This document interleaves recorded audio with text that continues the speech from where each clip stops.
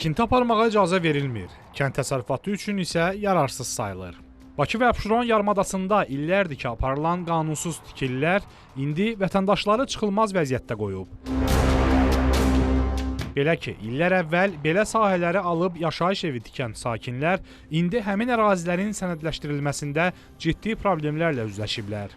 Əgər hər hansısa bir yaşayış məntəqələrinin torpaqların təyinatı yaşayış məntəqələri torpaqları deyil, əkin, biçin, kənd təsərrüfatı və ya digər təyinatlı torpaqlardırsa, üst tikililərin çıxarışının alınması üçün mütləq şəkildə torpaq sahəsinin çıxarışının təyinatı yaşayış məntəqələri torpaqları olmalıdır.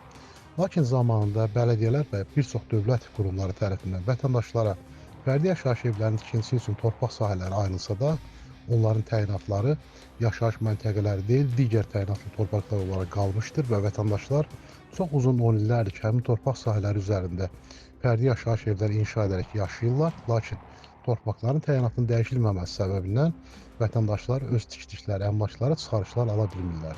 Ərizələr hissələrə bölünərək satıldığından yerdə qalan torpaq da kiçik sahələr olaraq qalıb.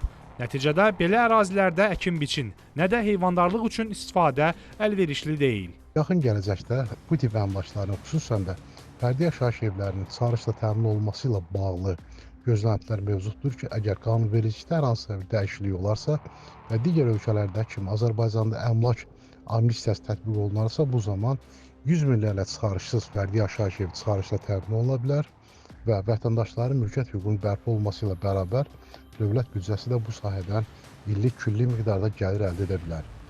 Ekspert onu da bildirdi ki, heç bir hüquqi əsas yoxdursa, həmin torpaqlar boş qalan sahə kimi qalır və onun gələcək taleyi dövlət tərəfindən hazırlanan torpaq idarəçiliyi planına uyğun müəyyən edilir. Fidan Əsədli, Əli Cəfərov, Xəzər xəbər.